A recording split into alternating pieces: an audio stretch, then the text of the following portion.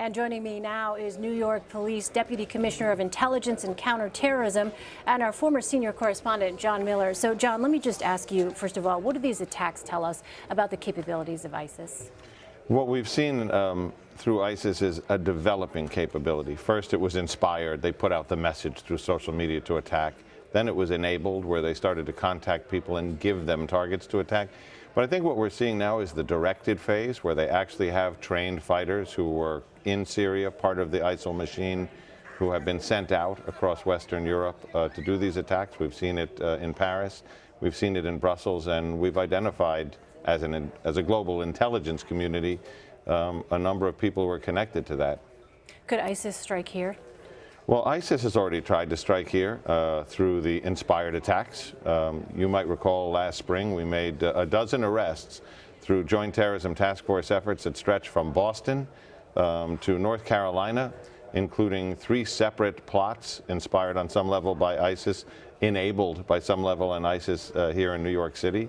One included a plot to do a beheading, another a pressure cooker bomb, and a third a pressure cooker bomb at a different target. So we've already seen that. What we haven't seen is the directed attack here, the multi-location attack, and part of that is there's a big piece of water between us and them, and a number of systems to screen people coming in.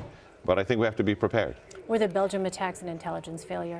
I wouldn't say that. I would say that the Belgian police, who have been working very hard at this since the Charlie Hebdo attacks in Paris, that would have been January a year ago, before November's attacks, have faced enormous challenges. But they did hit a safe house where the mastermind was. One of their officers suffered a gunshot wound there. They were in the right place with the right intel. They got the mastermind. Other individuals got away. But I think when you look at the challenges, we can't be having these two conversations independently, Elaine. We can't be talking about intelligence failures out of one side of our mouth and saying that with a search warrant from a federal judge, you can't open an iPhone that you know is connected to a terrorist attack, that we can have applications that can be downloaded for free that are encrypted end-to-end, that if you go to the maker and serve them with a subpoena, they say, not only won't we give it to you, but we can't give it to you. These are causing an extraordinary disadvantage. We call it going dark. The aperture is closing on our ability to collect these kinds of intelligence, so it's hard to say it's a failure. So are you saying it's a matter of time before it happens here? I'm saying that we have to be prepared, as if it's a matter of time, because those who do not study history are doomed to repeat it. And quickly, there have been some who have called for closing the border and also here in New York City reinstating what they say was a proactive police program. I'm talking about Senator Ted Cruz, who has said that Muslim neighborhoods should be patrolled for extremism.